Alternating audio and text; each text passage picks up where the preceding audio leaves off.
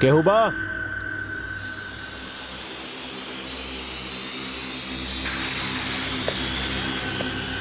केहू बा?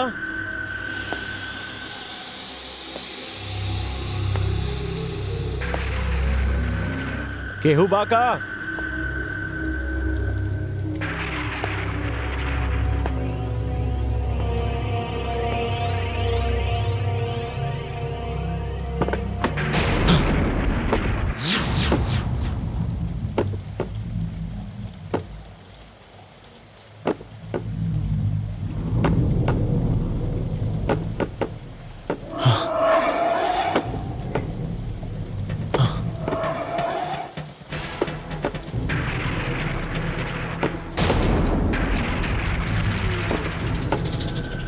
के हा?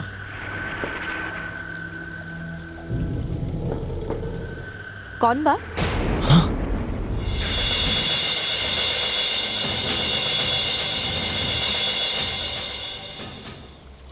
के हा?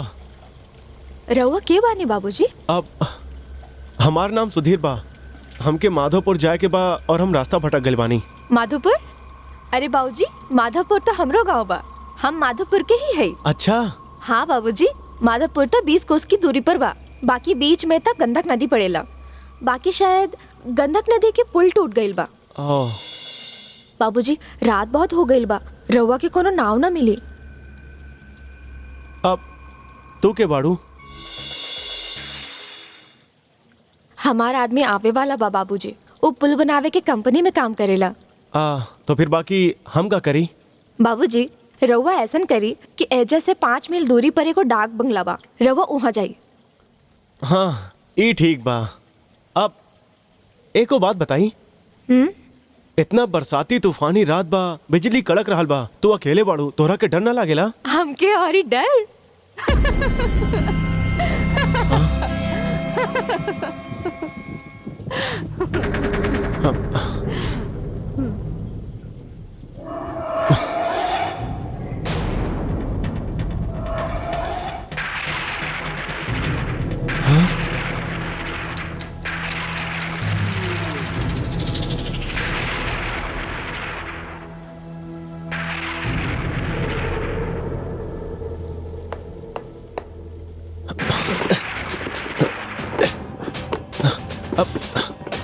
खोला। केहू बा? केहू बा? खोला।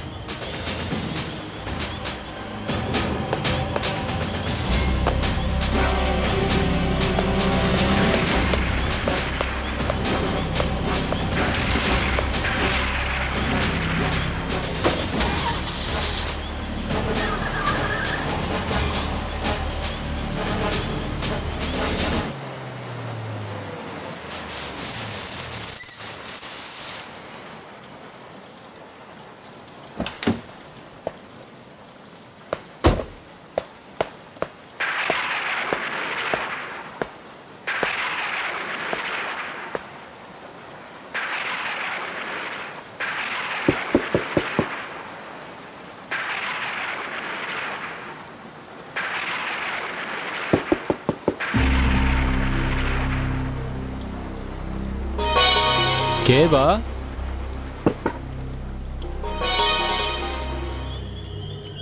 का बात बा साहब? देखी, हम एगो सरकारी आदमी बानी। हाँ। हमके माधोपुर जाए के बा, लेकिन ये बरसात और तूफान के वजह से हम ओहिजा ना जा सकीले। हम एजे रुके के चाहता नहीं। अच्छा ठीक बा साहब, आई हम और सामान लेके आओ तनी।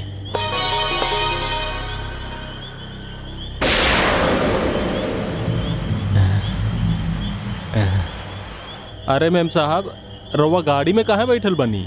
अंदर आई।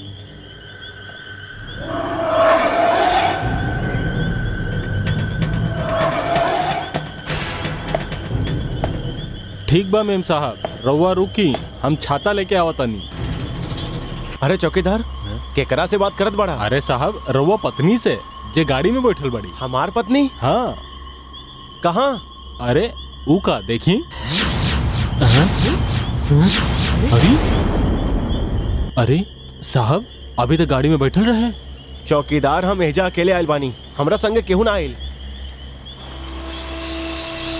साहब लागत हमार अखियां के धोखा रहे। ठीक बा रवा चली, हम रवा के सामान लेके आवतनी। अरे नहीं, सामान जब बरसात कम हो जाए तब लेके आई हा।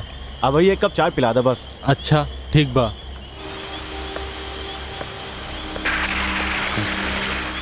अजीब बात बा, अभी तो देख ले रहनी।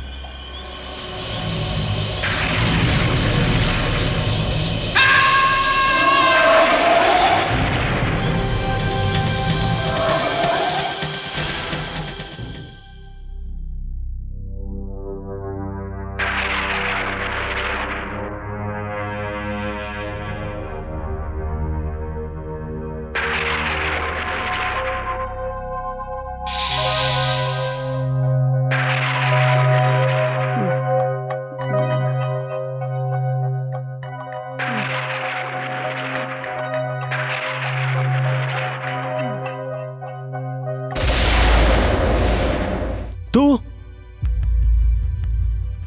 ई का करत बड़ा तू? और तू यहाँ कैसे आइलू? हम यहाँ कैसे आई नी? अरे साहेब, ये हमार घर है, हम इहे रहिले। ई का बकवास करत आड़ू तू? ई तो डाक बंगला हा।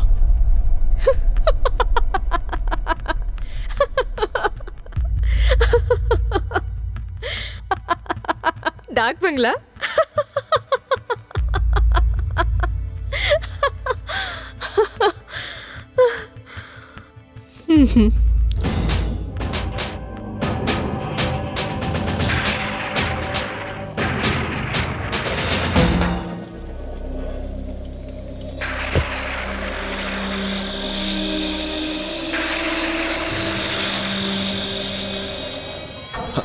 सुना,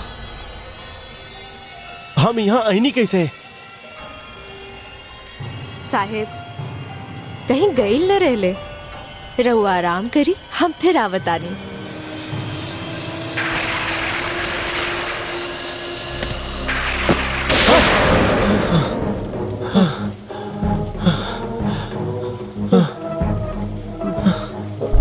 रुक जाई।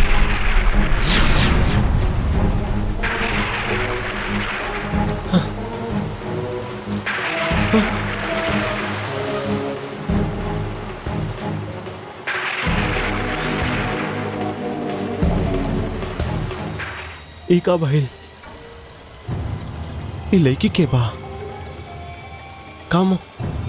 का हम कोनो सपना दिखता नहीं?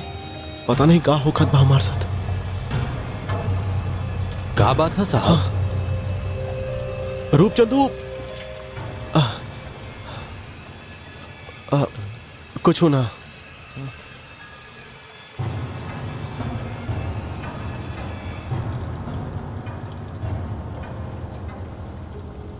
अजीब बात बा।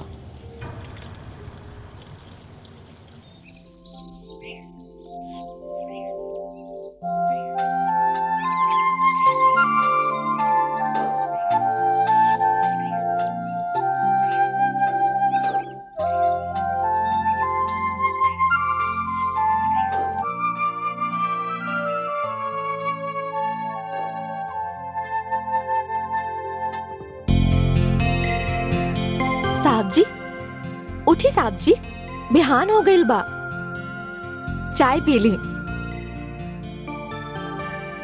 उठी साहब जी, रहुआ कब तक सोई? देखी सूरज सर पे आ गईल बड़े। ली चाय पी ली, चली चाय पी ली। हम फिर से इधर कैसे आ गई? नहीं, रहुआ कल रात से ही एजे बानी। तू के बाड़ू तू? और काहे हमके परेशान करत बाड़ू? साहब जी बाकी बातें बाद में हो जाएगी, पहले चाय पी ली। अरे ना चाही तो हाथ चाय। हाँ,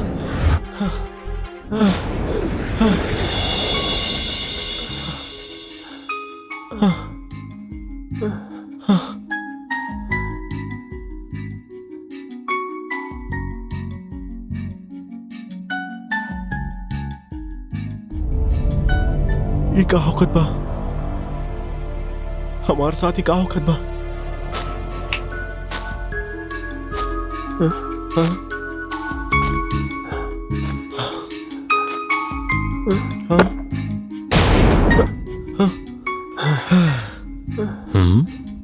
अरे चाय की कप टूट गई। अरे रे रे साहब ई का कर दीनी रउआ। ई चाय हम रउआ खातिर ले आयल रहनी आ रउआ कब तोड़ दीनी। I am sorry. होला साहब होला। एगो बात कही साहब, रउआ दिल के बड़ा कमजोर इंसान है। रउआ अकेले ना घर से बाहर मत निकलल करी। अरे नहीं रूपचंद, ऐसा कोनो बात नहीं खे। हम कहानी ना आई एम सॉरी। तोहार जौन नुकसान भइल बा हम भर देब। ठीक बा साहब ठीक बा, हम दोसर चाय रउआ खातिर बना के ले आओ तनी। नहीं, तो ये सब छोड़ा और चला हमारे साथ। कहाँ साहब? वहां जहां से हम ई बंगले के पता लेके आयल रहनी।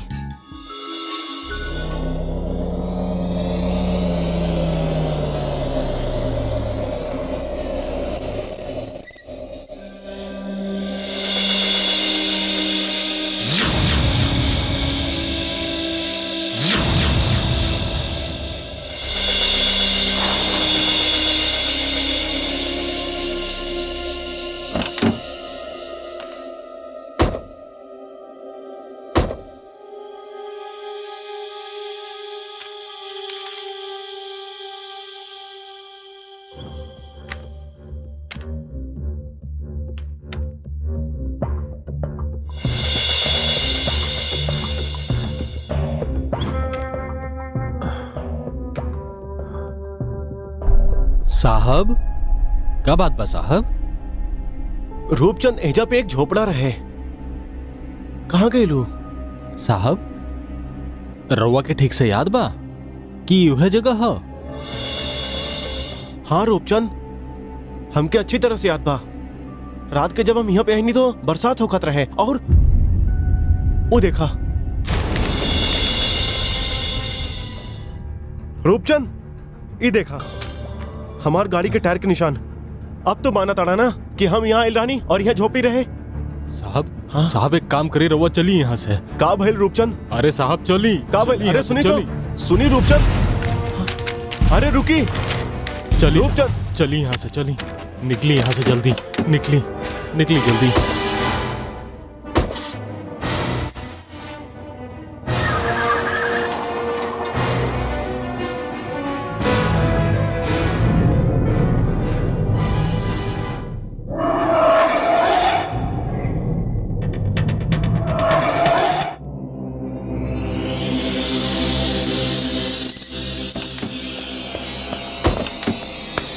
रुक जाए रूपचंद, तू वहां पे हमके कुछ बतावे वाला रहा लेकिन बताइला ना। तू इतना डरल काहे बड़ा? बतावा हमके। साहब गांव वालन के बात होत रहेला साहब। वहां वहां एक लड़की के आत्मा रहेले। साहब वहां एगो झोपड़ा रहल। अचानक ओकरा में एक दिन आग लग गई, झोपड़ा जल के राख हो गई और ओमे से एगो हड्डियन के ढांचा मिलला साहब। साहब रउआ भूल के भी वहां ना जाइब साहब, भूल से भी ना जाइब साहब। रूपचंद ये सब बकवास बा, ऐसन कोनो बात ना होला। खैर तू हमरा के ही बतावा कि माधोपुर में रहे खातिर कोनो अच्छा जगह बा कि ना? वो तो छोटा सा गांव है साहब। रउआ के जब तक रहे के बा यहाँ रहली। वैसे माधोपुर तो पासे में बा, सवेरे जाके शाम के लौट के आ सकेले। ठीक बा साहब। वैसे रउआ करे नहीं का? रूपचंद हम एक जियोलॉजिस्ट बानी। हम लोग मिट्टी की जांच करी ले। यहाँ माधोपुर और ओके आसपास के जमीन में तेल के भंडार बा। अगर ये बात सच भइल तो तोहार माधोपुर के काया ही बदल जाई। स्वर्ग बना दे तोहार माधोपुर के। का साहब माधोपुर जाए खातिर गंडक नदी पार करे के पड़ेला। रउआ जाके नहा वहा के तैयार हो जाई, तब तक हम नाश्ता के इंतजाम कर देता नहीं। ठीक बा। ठीक बा। हाँ।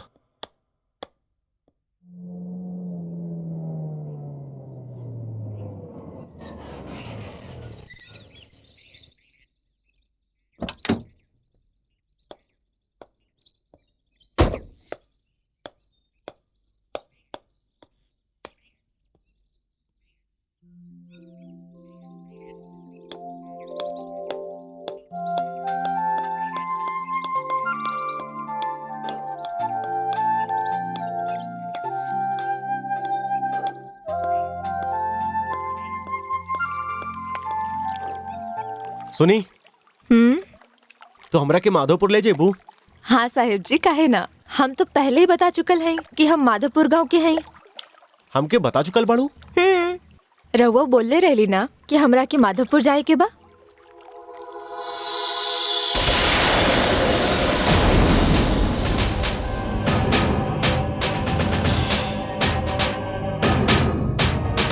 साहेब, तभी तो हम रहुआ के कब से इंतजार करत बानी। तू के बाड़ू तू? साहेब, पहले नदी तो पार कर ले, फिर आराम से बातें करब। ना, हमका तोहार साथे ना जाए बा। हम तोहार साथ ना जाइब। बाबूजी, हम कहानी नाम तोहार साथ ना जाइब। बाबूजी रुकी।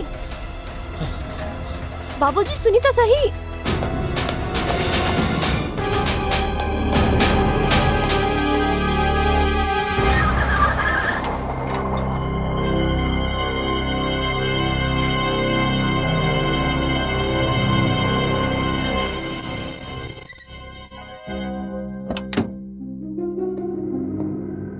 रूपचंद, रूपचंद, का बात है साहब? रहुआ वापस कहे आ गई नी? माधोपुर ना गई नी?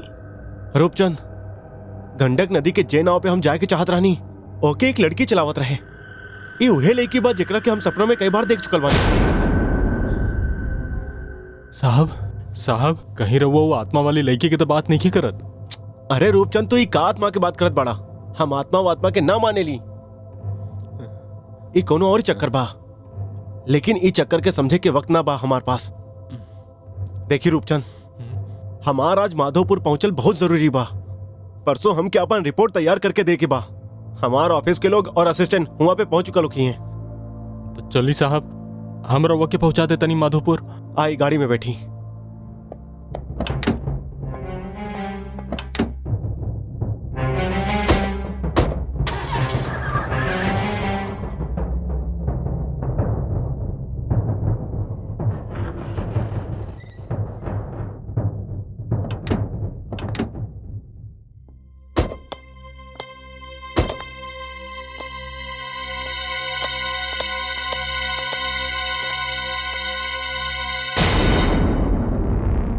साहब यहाँ तो केहू नहीं खे।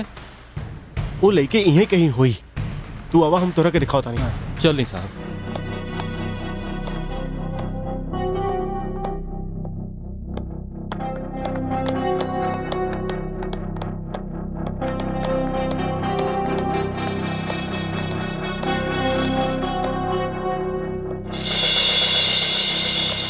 देखी रूपचंद, इहे बाऊ नाव और वो लड़की भी इहे रहे।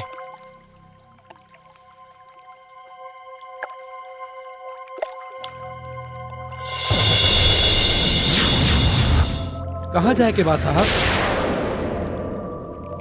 हमके माधोपुर जाके बा। चलिए हम रहुआ के नदी के ऊपार ले चलब। सुनी भैया, कुछ देर पहले ही नाव के एगो लड़की चलावत रहे ना। लड़की? साहब एजा तो कोनो लड़की ना रहे। कितना साल से नाव के हमें चलावत बानी। आई साहब, हम ले चलत बानी। आई बैठी। चला रूपचंद।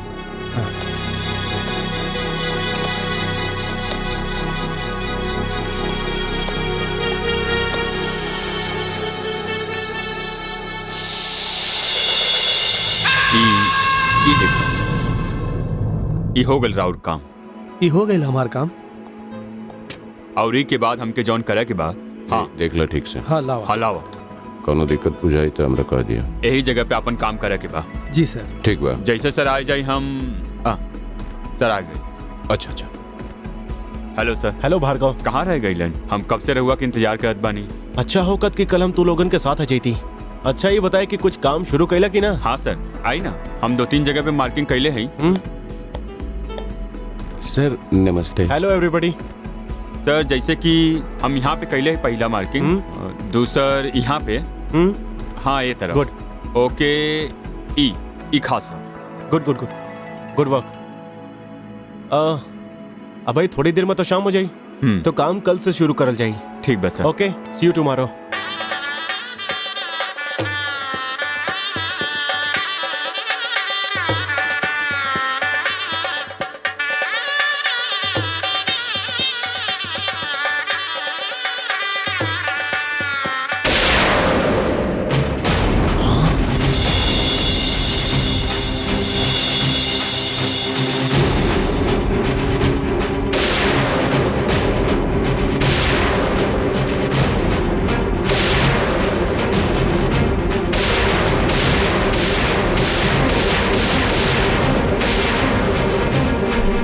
हमार घर हा, हम इहे रहिले। रउआ कल रात से ही एजे बानी। साहब, तभी तो हम रउआ के कब से इंतजार करत बानी।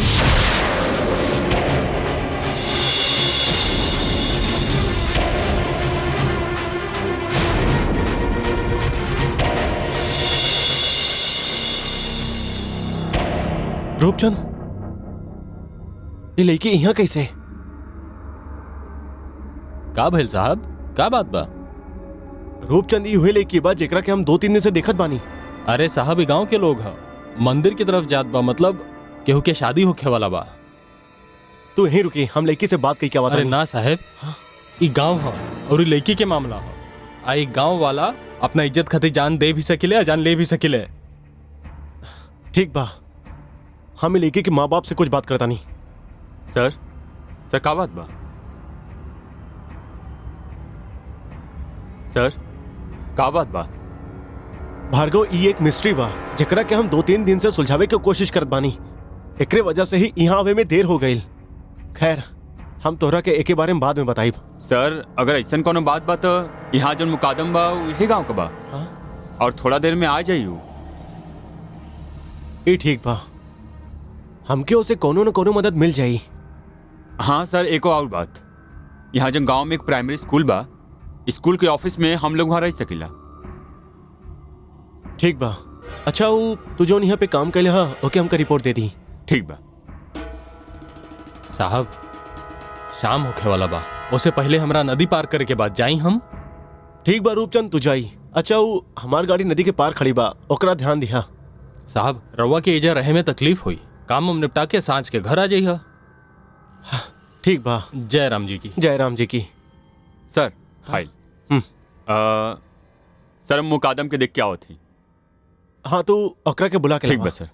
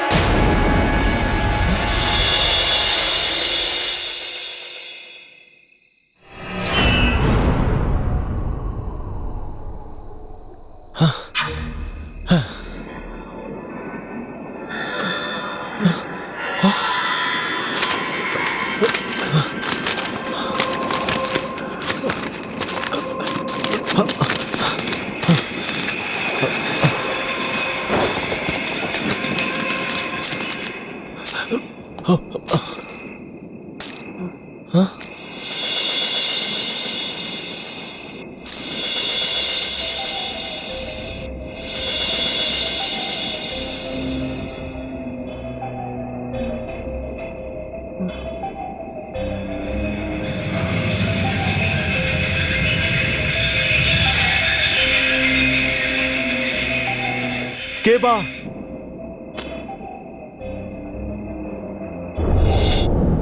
रुक जाई।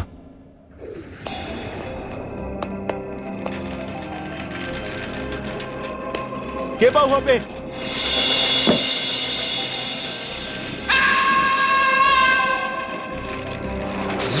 हाँ? रुक जाई।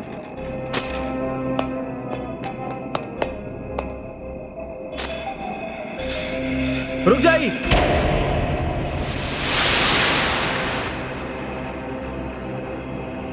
तू का बा बाबूजी? देखी, अब तो तू हमरा के बता दा कि तू के बाड़ू। और तू हमरा के इस तरह से परेशान काहे करत बाड़ू? आज शाम के भी हम तोहके गांव वालन के साथ मंदिर जात देखले रानी, और अब तो यहाँ बाड़ू। बाबूजी, वो हम ना है, हमार छोट बहन निर्मला बा। देखी, झूठ मत बोली, तू पहले ही हमके बहुत परेशान कर चुकल बाड़ू। बाबूजी, हम एकदम सच बोलत बानी। वो हमार छोट बहन निर्मला बा, जेकर शादी होके वाला बा। हम ओकर शादी रोकल चाहतानी, और चाहतानी इमे रउआ भी हमार साथ देही। देखी, हम माधोपुर में एगो सरकारी काम से आइल बानी, और वैसे भी शादी ब्याह के मामला ई गांव वाले के पर्सनल मामला बा, ऐसे हमार का लेना देना बा। देखी, हम ई तरह के मामले में तोहार कोनो मदद ना कर सके नहीं। हम यहाँ माधोपुर एगो सरकारी काम से आइल बानी, तो हमरा के परेशान करब प्लीज बंद कर दी। सर, हाँ? रउआ का करत बानी?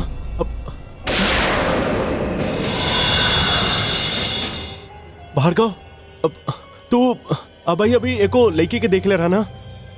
लड़की? हाँ? सर, रउआ तो यहाँ अकेले खड़ा है। हाँ? अकेला?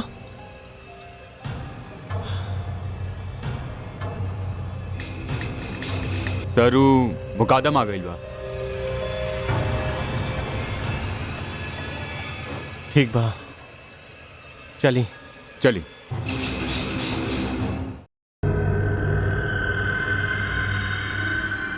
सर, ये है मुकादम। नमस्ते साहब। नमस्कार। Thank you Bhargav. ठीक बा सर, हम चलत बानी। ओके, आवा मुकादम। जी साहब। आई मुकादम, बैठी। मुकादम, आज शाम के हम गांव में एगो बारात जा देखले रानी। वो बारात में जौन लड़की के शादी होखत रहे, हम ओकरा बारे में कुछ जाने के चाहता नहीं। हाँ साहब, अभी कुछ देर पहला जौन लोग मंदिर की तरफ गए रहे ना, वो मुखिया बिलास महतो की बेटी निर्मला और ओकर होए वाला पति सुखबीर के साथ गांव के लोग गुलदेवी के मंदिर गए बाड़े, ब्याह का पहले का कुछ रस्म निभावे खातिर।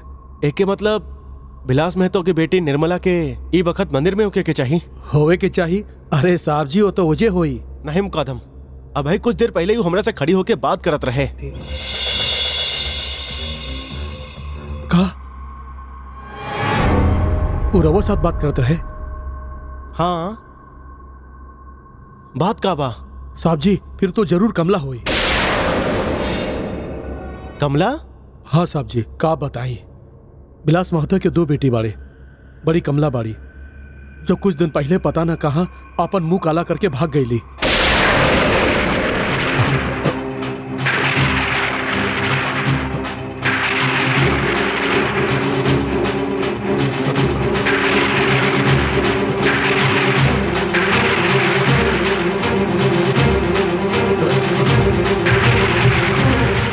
साहब जी, हाँ बिलास महतो के बोल क्या होता नहीं।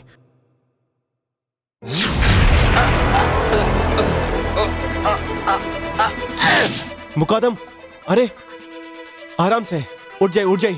अरे मुकादम, तोहार मुंह से तो खून निकलत बा, तू अचानक से गिर कैसे गेला? का बताई साहब, एक लड़के के हाथ आइल और वो हाथ हमारे के इतना जोर से खिंचलस, इतना जोर से पकड़लस कि हम बुरी तरह से गिर गए। नहीं साहब, हम इकरा के ना जाई देव बाबूजी, हम इकरा के ना जाई देव, हम इकरा के ना जाई देव बाबूजी। छोड़ब ना इकरा के बाबूजी, हम ना जाई देव, हम एके रोको बाबूजी, हम इकरा के कहीं ना जाई देव।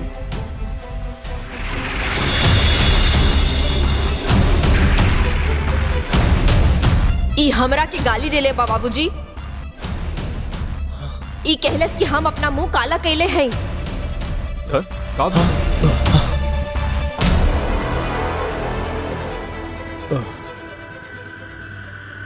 सर, भइल का?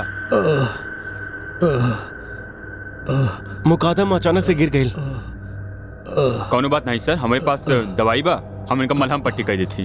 हाँ, इनके ध्यान से ले जाइए, इनके ध्यान से ले जाइए। जी, आई।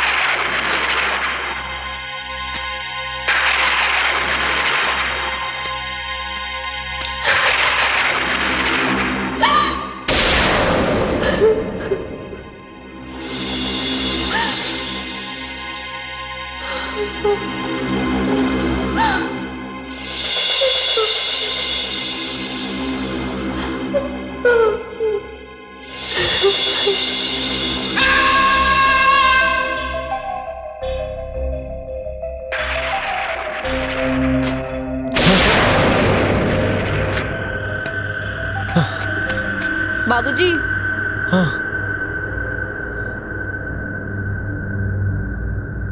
के बा? बाबूजी, बाबूजी,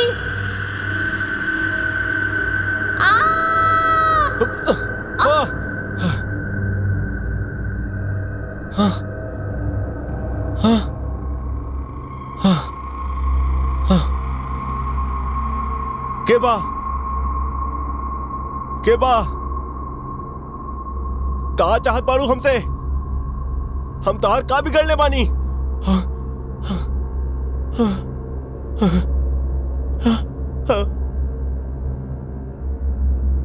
के बा?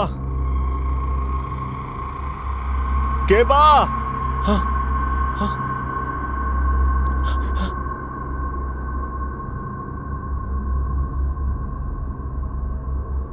के बाड़ू तू? हमरा के काहे परेशान करत बाड़ू?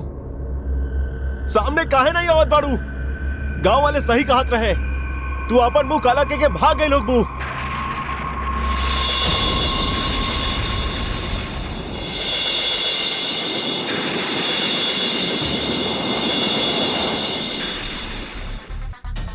ये एकदम झूठ बा बाबूजी। कमला अपन मुंह काला कह के नहीं खे भागल। ये अफवाह जानबूझ के उड़ाइल गइल बा। ये अन्याय जो हमरे साथ भइल बा, ऊ हम अपन बहन निर्मला के साथ कबो ना होई देब। हम अपन बहन निर्मला की जिंदगी बर्बाद ना होई देब बाबूजी। हम ओकर जान बचावल चाहतानी। तुम्हार बहन की जिंदगी बर्बाद नहीं के आबाद होखत बा। वो शादी करत बा।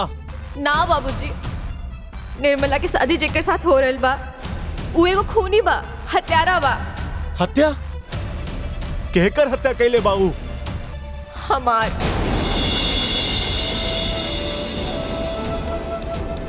हत्या? तुहार हत्या? हाँ बाबूजी, हम कमला नहीं, कमला के आत्मा बानी।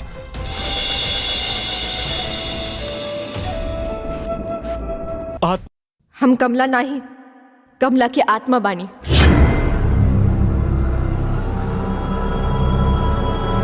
आत्मा? हाँ बाबूजी, हमरा के मरले कुछ दिन हो गए और आज जब इन लोगन के गावत बजावत कुलदेवी के मंदिर जा देख ले बानी ना, ई सारा रस्म हमरे साथ भी भइल रहल। हम और हमार बहन निर्मला, हम दोनों जुड़वा बहन है। उ उम्र में हमरा से खाली 1 घंटा छोट हा। बाबूजी, हमार बाबूजी हमनी के बड़े लाड प्यार से पाल ले बा। हम ओकरा के कभी भी अफसोस करते ना देखले है कि ओकर 2 बेटिए हा, कोनो बेटवा नहीं। हमनी के शादी के लेके ओकरा के मन में बड़के बड़के अरमान रहले बाबूजी। ओकरा पास धन दौलत तो ना रहे, बाकी हाँ मान सम्मान बहुत रहे। एगो दिन एह गांव के एगो आदमी जे शहर काम करे गए सुखबीर के साथ हमरे बाबूजी से मिले आए। राम राम मुखिया जी।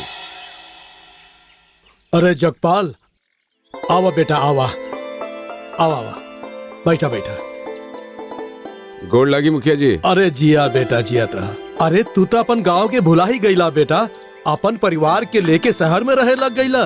का करी मुखिया जी, जहाँ दाना पानी लिखल होखेला उहे आदमी जाई ना। हाँ, लेकिन राउर मोह हमरा फिर से गांव में खींच लाइल। अरे इनकरा से मिली। इनकर नाम सुखबीर बा। शहर में बहुत बड़ ठेकेदारी के धंधा बा। नमस्ते नमस्ते। हाँ, और बोला कैसे आईला? मुखिया जी, हाँ, सच पूछी तो यहाँ आवे के कारण एक ही बा। सुखबीर के शहर में ब्याह के बाद चलत रहे तो हमरा अपन घर के ख्याल आ गई। कमला बहन के चेहरा याद आ गई। हम सुखबीर से बात कैनी और ओकरा लेके सीधा यहाँ चले नी। अब जौन आपके लड़का पसंद होके तो आगे खुद ही बात कर ली ना। वाह जगपाल, शहर जाके भी अपन कमला बहन के शादी के बाद तोहार ध्यान में रहल, ये तो बहुत खुशी के बात बा। अरे काहे ना मुखिया जी, कमला हमार बहन ही है ना। अरे हम भी कमला के शादी खातिर बहुत रिश्ता ढूंढत रहनी, बाकी कोनो अच्छा लड़का मिलत ही नहीं खे। अब हमरा के का पता रहे कि आपन कमला के बाग में शहर जाए के लिखल रहे। अब देखा बेटा सुखबीर, जौन बतावे की जरूरी बा वो जरूरी बा। अरे हम तो एक गांव के एक मुखिया बानी, कौने बहुत बड़ा जमींदार नहीं की, एगो साधारण किसान बानी बेटा। लेकिन अपन बेटी सबके बहुत लगन से पलने वाली बेटा। हर माँ बाप चाहत बाड़े कि उनकर बेटी के ब्याह बड़ा घर में होके सुखी रहे। ये तो हमार भी इच्छा बा बेटा, लेकिन दान दहेज में दे खातिर हमरा पास बहुत सारा रुपया नहीं खे बेटा। देखी मुखिया जी, वो लोग बड़ा कमीना होखेलन जे घर में रिश्ता करके रिश्ता के पैसा वसूलेलन। हमरा पास तो भगवान के दिल सब कुछ बा, बस आपके आशीर्वाद चाहिए। जीता रहा बेटा, जीता रहा। बाबूजी। अरे कमला बिटिया, आवा आवा। अरे जगपाल भैया, रहुआ कब आई नहीं? बस अब ये चला रहल बानी शहर से। इनसे मिनी सुखबीर बाड़े। नमस्ते कमला जी। नमस्ते। शहर से आयल बाड़े तोरा देखे खातिर।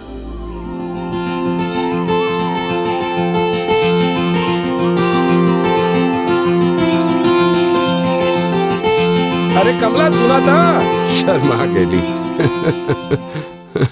कैसन लागल लड़की बेटा? बस वैसे ही जैसे आप जैसन सज्जन के होके के चाहिए। सुंदर बाड़ी, सुशील बाड़ी, शर्मीली बाड़ी। मुखिया जी, कमला हमरा पसंद बाड़ी। अब आप उनका से पूछें कि हम उनका पसंद बानी कि ना, तबे बात आगे बढ़ी, वरना। अरे ओकरा के पूछे के का जरूरत बा? अरे हम बाप बानी ओकर, जहाँ भेज दे वो चल जाए। ना मुखिया जी, हम इस सब बात पर विश्वास ना करेनी।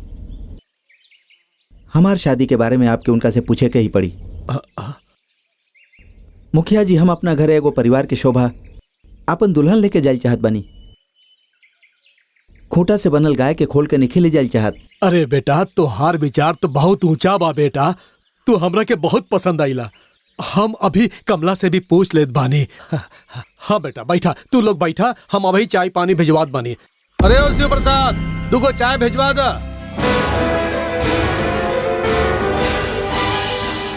बाबूजी अपनी तसल्ली खातिर शहर गई। जगपाल और सुखबीर गांव के एगो सीधा साधा आदमी के जे कुछ समझावले, बतावले, दिखावले बानी, ओकरा के सच मान ले। यहाँ तक कि सुखबीर के सगन के तौर पर 101 रुपया देके गांव आ गई ले। अगला हफ्ता जब सुखबीर बारात लेके गांव आ गई तो ओकरा साथ खाली जगपाल रहे।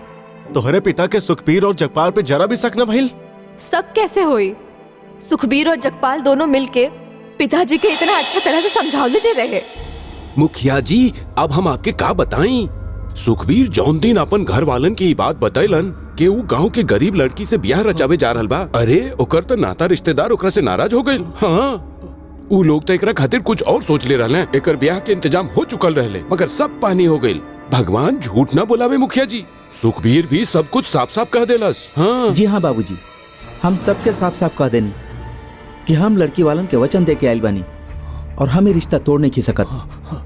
काहे कि लड़की हमरा पसंद के ले बिया और हम लड़की के। और बाबूजी, जेकरा हमार शादी में आवे के हुई आई, वरना हमरा केहू के कोनो परवाह नहीं के। और बाबूजी, हम लोग से ये भी कह देले बानी कि हमरा अपन जिंदगी उ लड़की के साथ काटेगा बा, ना कि तोनी के साथ है। बाबूजी, हम तो यहाँ सिर्फ आपके आशीर्वाद लिवाइल बानी। ई तो तू बहुत अच्छा कहला बेटा। ऐसन कही के तू सिर्फ अपने वचन के लाज ना रखला, हमरो मान सम्मान के लाज रखला बेटा। सारा गांव जान चुकल बा कि हम अपन कमला के ब्याह तोरा से तय कर चुकल बानी। अब अगर तू ना आईता तो हमर लाश तो धूल मिट्टी में मिल जाइत और हमरा खातिर गंडक नदी में कूद के जान देवे के सिवा और कोनो चारा ही ना रहे। ना ना मुखिया जी, ऐसा ना कहीं। और वो सब कुछ हम अपना घर की केवाड़ी के ओट में सुनत रहने। वो वक्त सुखबीर हमनी के देवता समान लगत रहल। हम तो मन ही मन कहत रहनी कि हम सारी जिंदगी ई देवता के चरण धो धो के पियब। बाकी बाबूजी, हमरे मन में तो कुछ और रहल और विधाता के कुछ और ही मंजूर रहल। ओम स्वस्ति न इंद्रो वृद्धश्रवाः स्वस्ति नः पूषा विश्ववेदाः स्वस्ति नस्तार्क्ष्यो अरिष्टनेमिः स्वस्ति नो बृहस्पतिर्दधातु। ॐ प्रातरग्निं प्रातरिन्द्रं हवामहे प्रातर्मित्रावरुण प्रातरश्विना प्रातर्भगं पूषणं ब्रह्मणस्पतिं प्रातः सोममुतरुद्रं हुवेम।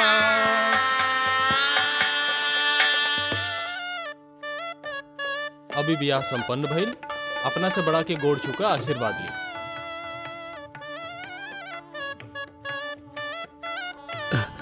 खुश रहा, खुश रहा। बाबूजी,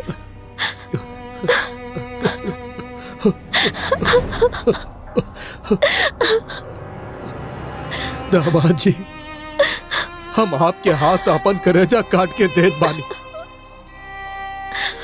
हम पैसा कौड़ी से कमजोर जरूर बानी, मगर संस्कार और सेवा भाव में हमार बेटी लाखों में एक बारी। आप चिंता मत करें बाबूजी, हम कमला के पूरा ध्यान रखब। हाँ बेटा,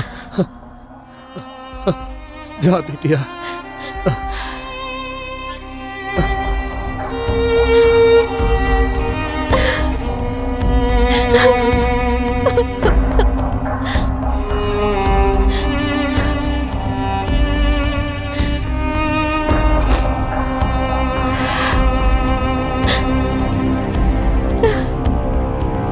भैया, सुखबीर भैया, तू ही गांव से कीमती हीरा ले जा रहल बाड़ा। एकर ख्याल रखिया, ये हमार बहिन है।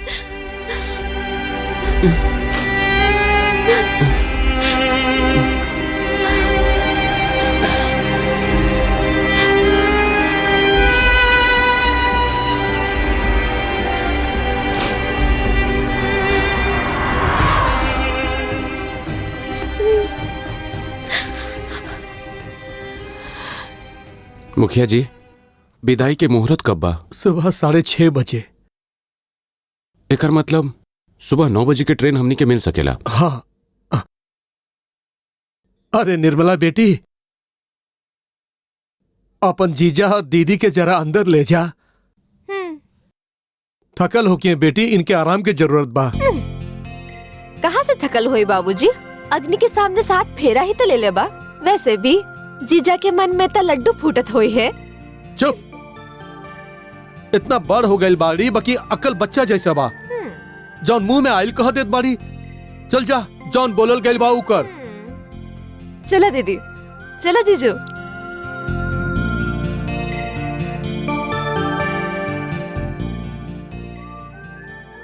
चला जाए दो भैया। बाबूजी, जब भाग फूट जाला ना, तो सब कुछ बिगड़ जाला। हमनी के शादी के बाद हमनी के विदाई भइल, हमनी के रेलवे स्टेशन पहुंचली था, पता चलल रेलगाड़ी की टक्कर हो गई। 24 घंटा तक कोनो ट्रेन ना रहे। हमनी लोग सोचनी कि बस से जाइब। हमनी के गंडक नदी पार कैनी, बाकी ओ जगह पहुंचत पहुंचत सांझ हो गई। बाबूजी, ये वह जगह रहे जहाँ रहुआ हमरा से माधवपुर के रास्ता पूछने रहनी।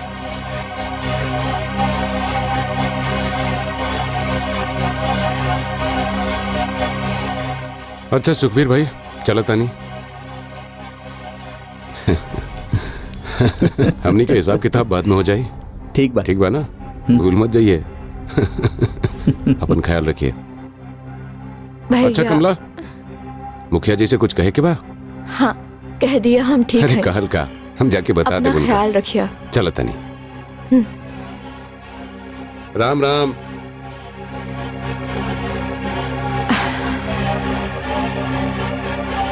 बैठी। कुछ खाए के बा? भूख लागल बा? ना, कुछ ना।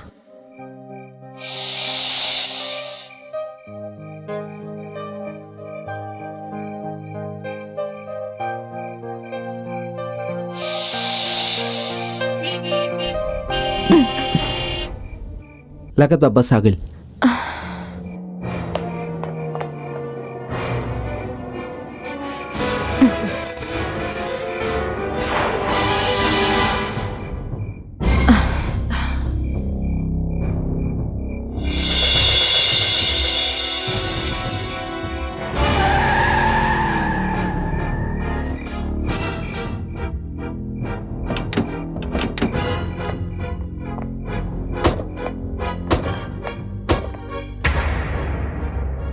अरे बंटी साहब, बंटी साहब आप? सुखबीर, तू एजा का कर रहल बड़े? साहब शादी करके आ रहल बानी। ए हमार पत्नी बाड़ी।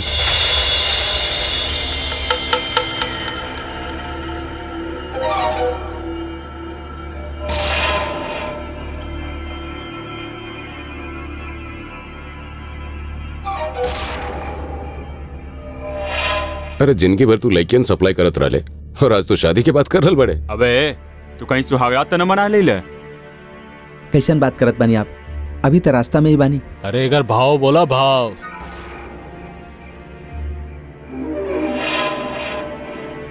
अबे बोल का भाव बाय कर। साहब नया नया बिया, शीशा में उतारे में थोड़ा वक्त लागी। अबे शर्मा कह रहल बड़े? पहले भी तू हमनी खातिर लड़की सप्लाई कैले बड़े, हमनी तोरा खातिर नया थोड़े बनी। अबे पैसा मिली, पैसा बोल ना।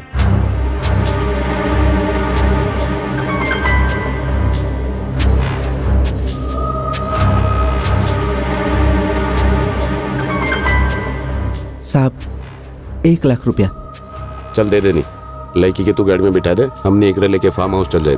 तू बंगला पे आके पैसा ले लिया। ठीक बा साहब। जो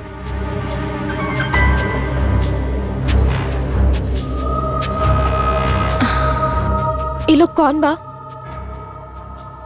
कमला, ई लोग के वजह से हमार ठेकेदारी का धंधा चल रहा बा। अब हमनी के सफर आराम से कटी। बहुत किस्मत वाली बाड़ू। आओ। कमला, रहुआ के सुन के धक्का लगता ना बाबूजी, लेकिन हमरा के तो ओ वक्त भी पता ना चलल रहे कि जेकरा के हम देवता मानत रही, जेकर चरण धो के हम जिंदगी भर पिए के चाहत रहनी, वही इंसान लड़की के शरीर बेचे के धंधा करेले। बाबूजी सुन ले रहनी, शहर में जाके लोग सुधर जाला, तरक्की करेला, लेकिन ये पहली बार सुन ले रहनी कि गांव की लड़कियन का ले जाए के शहर में बेच के आवेला, ओकरा इज्जत के सौदा करेला। बाबूजी हम ये बात से बिल्कुल अनजान रहनी, लेकिन उस सब लोगन ने अपना झूठा बात में फुसला के अपना गाड़ी में बैठा ले और डाक बंगला की तरफ ले गई।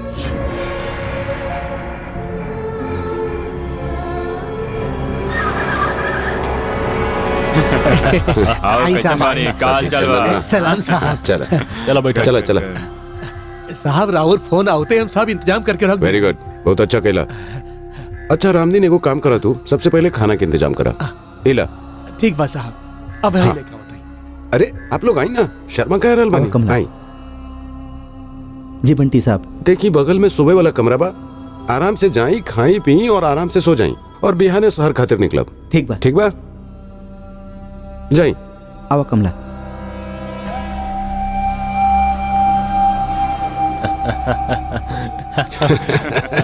का चीज बा यार। यार पहला बार इतना खूबसूरत लड़की मिलल बिया, आज तक पूरा रात ऐश करब। अरे ई वाली तो अनटच्ड बा, अनटच्ड। लेकिन यार ये दलाल लोग कितना कमाल के होला, गांव जाके शादी कर लेला, आज शहर ले आवेला अपना दुल्हन के। हमनी लोगन के सुहागरात मनावे। लेकिन यार सबसे पहले एक ही छुई के एक आइडिया, हमने लॉटरी निकाल लेता नहीं, जेकर नाम पहले आई वो अपन सुहागरात मनाई। ठीक आइडिया बा यार। डन। हाँ ठीक बा।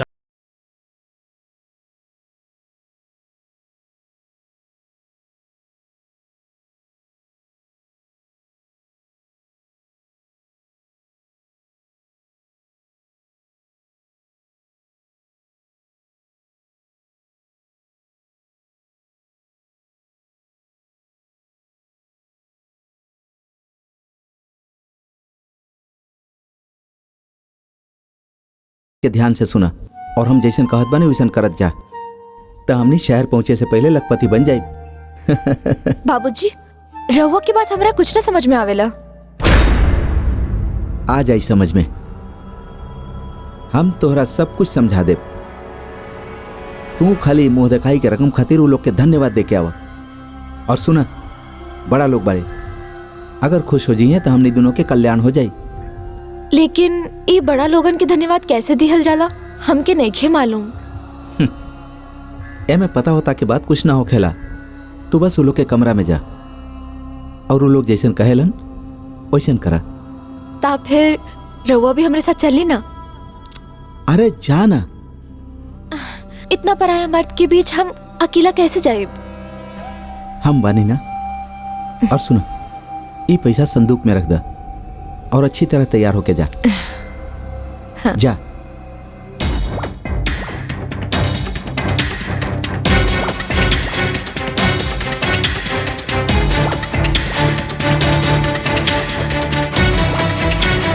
बाबूजी,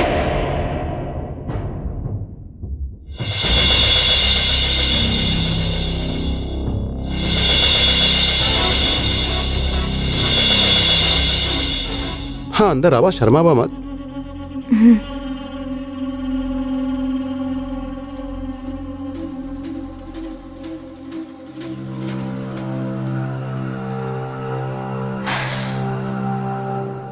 बाबूजी, ओ मुंह दिखाई के इतना सारा पैसा रहुआ देनी। अभी तक कुछो नहीं के, जैसे जैसे हम तोरा के देखत जाई तो हर दाम बढ़त जाई। का दाम कैसन बाबूजी? हम तो लड़की बानी, कोनो सामान तो ना है। सामान?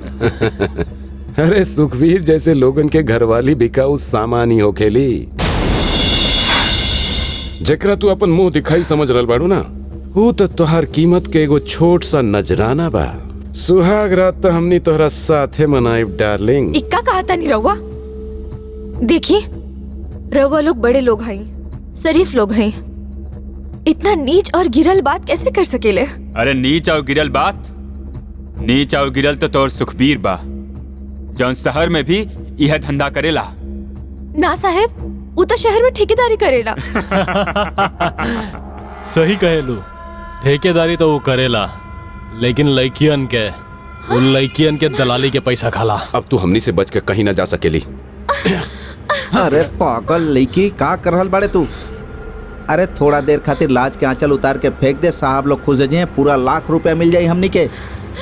पहले तो हमरा के विश्वास ना भइल, बाकी अब अपने कानों से सब कुछ सुन ले बानी और आंखों से सब कुछ देख ले बानी। सबकी सच्चाई बता देब हम। अरे बुढ़पा का आदमी, पकड़ो ओकरा के। चिंता मत करा बंटी साहब, कहाँ जाई भाग के।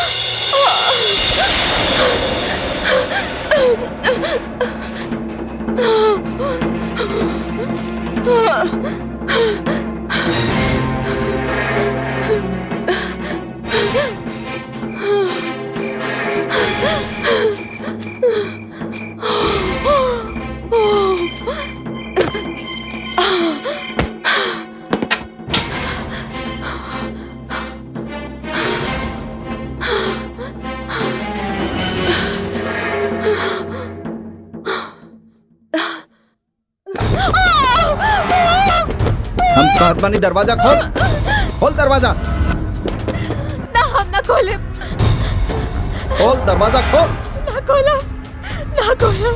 हम कहत बानी दरवाजा खोल। लेकिन दरवाजा ना खोला। कमला दरवाजा खोल ना तो दरवाजा तोड़ देब हम। ना खोला।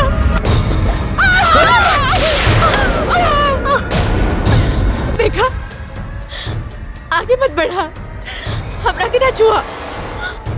जब गाँव जाइब ना तो सबसे पहले जगपाल को ढूंढब, जे हमरा के बहन मान ले रहले, जिकरा वजह से हमार तोहार शादी भइल। और बाबूजी के तोहार लोग के सारा असलियत बता दे। अरे अपन बाप के तब बतेबे जब तू जिंदा यहाँ से वापस जेबे। हम कहता नहीं आगे मत बढ़ा, हम बाबूजी के सब बता दे। देखा, आगे मत बढ़ा, हम कहता नहीं आगे मत बढ़ा, ना मत बढ़ा।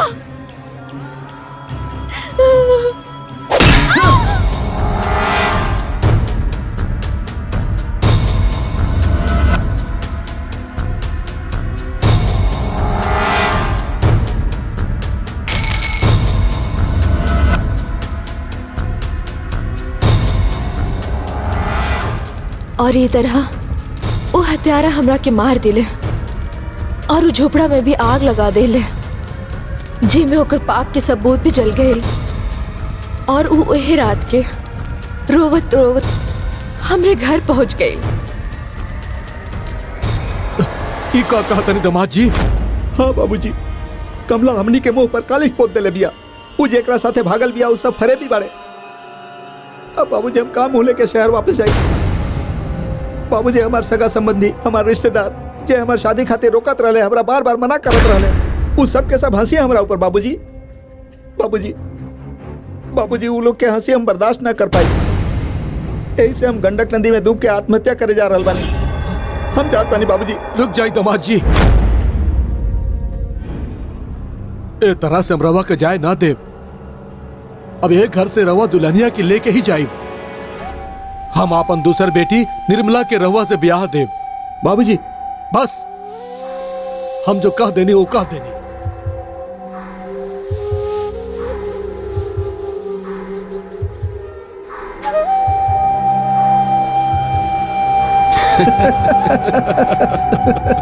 हो गया ना काम। कमला, इस सुखबीर तो बहुत कमीना निकलल। बाबूजी, कमीना शब्द ओकर लिए छोटा हा। हाँ, ओके ओकर किए के सजा जरूर मिली।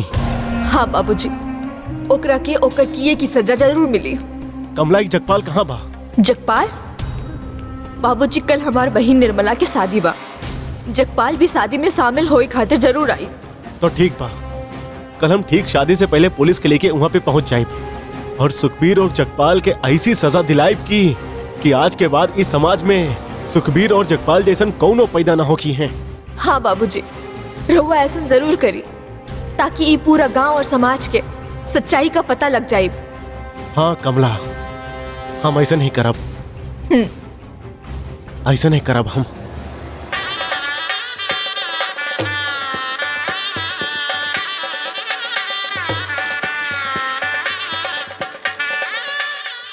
बियाह के सारा तैयारी हो गई बा, अब लड़की के बुलाएंगे।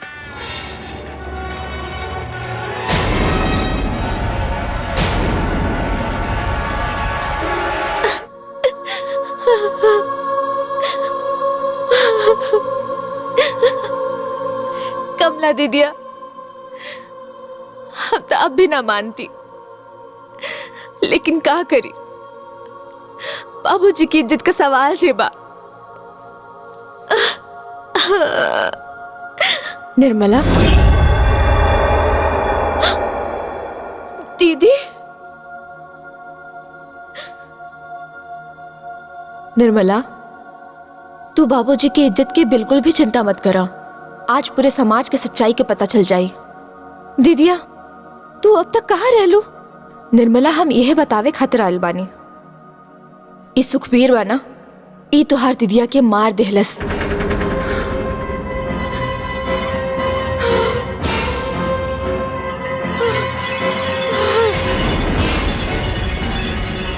निर्मला बेटी,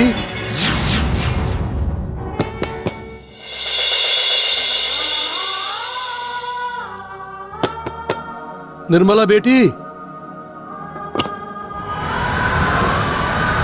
बाबूजी, बहुत सुंदर लगत बाड़ू बेटी। चला बेटी, शादी के मुहूर्त निकलल जात बा। आवा।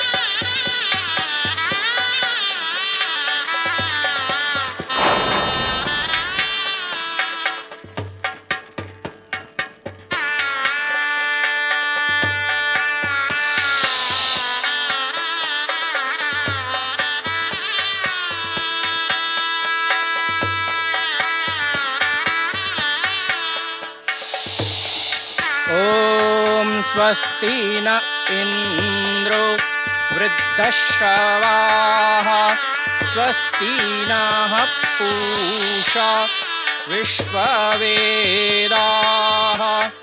स्वस्ति नस्तार्क्ष्यो अरिष्टनेमिः स्वस्ति नो बृहस्पतिर्दधातु ॐ प्रातरग्निं प्रातरिन्द्रं हवामहे प्रातर्विश्रावरुण प्रातरश्रातर्भगं पूषणं ब्रह्मणः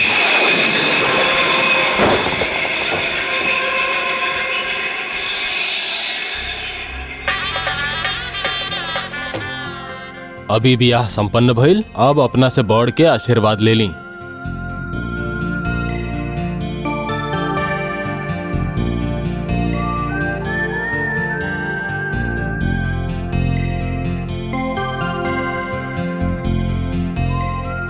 इज्जत तो पहले ही बर्बाद हो गई बा बेटी। अब जौन कमला कैले हो तू मत करिहा बेटी। बाबूजी, कमला कुछो ना कैले बा, हम खुद कमला है।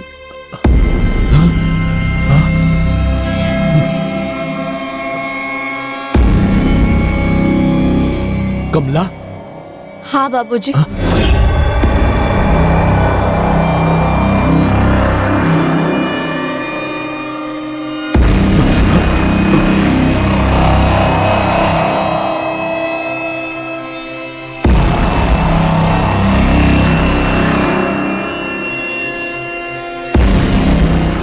कमला, तू तो अपन मुंह काला करके चल गई रहू, अब का लेवे आइल बाड़ू एजा? और ई रउआ की दामाद सुखबीर रउआ के सच्चाई के बारे में बताई। दामाद जी,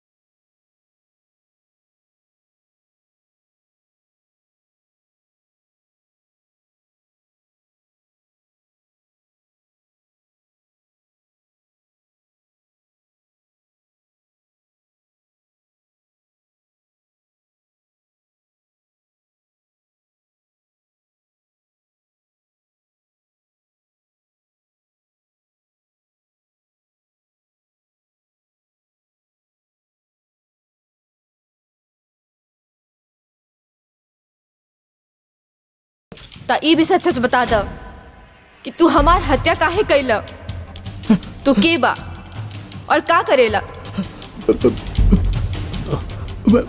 बताओ बनी। बाबूजी, हम और जगपाल शहर में लड़की की जिस्म बेचे के धंधा करेनी।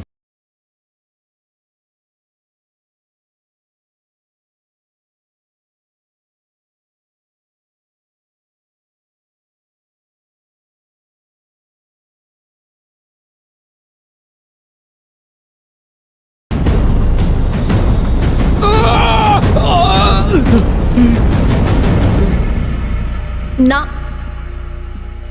तू लोग भाग ना सकेला। हमरा के माफ कर दा। हमरा माफ कर दा।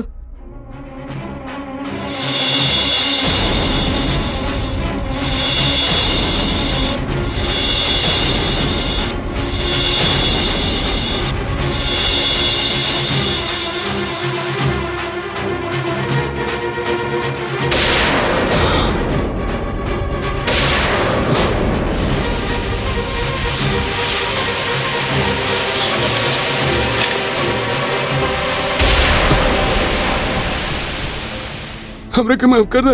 हम मरना चाहता नहीं। हमरा के माफ कर दा। हे का करल बड़े? सुखबीर तू हमरा के मारबे?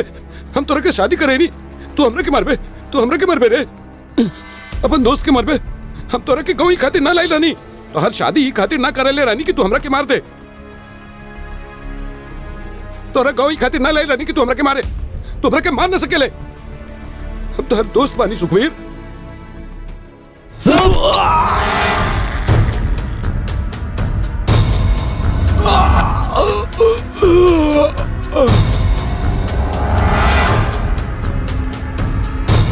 रउआ सब लोग हमार सच्चाई की कहानी सुन ले बानी। अब जगपाल तब मर गई, अब सुखवीर के बारी बा। हमरा माफ कर दे कमला। कमला हमरा माफ कर दे। कमला, हमरा जैसा लोग जिसम फरोसी के धंधा करेलन, हमनी इतना कमी ना होके नहीं कि हमनी के अंदर के लाज ममता मोह माया सब मर जाला। हमने इंसान से जानवर बन जाइला। हमरा माफ कर दे कमला। कमला, हमरा माफ कर दे। हम तोहरा के कैसे माफ करी? जब तक कि समाज में एक भी जगपाल या सुखबीर जिंदा रही, तब तक लड़की की इज्जत खतरा में रही। तू माफी के काबिल ना बा सुखबीर। ना, ना।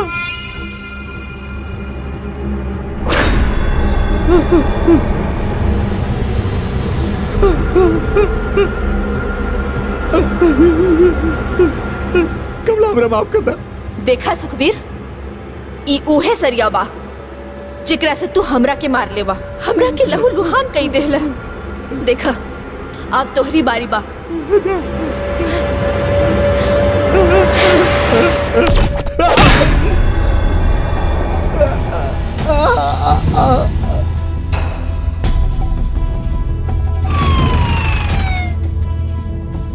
आ जाइए।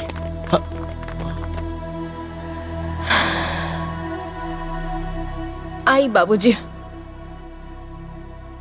इस समाज के हमार सच्चाई के पता चल गई बा, और कानून के सुखबीर के अपराध का पता चल गई बा।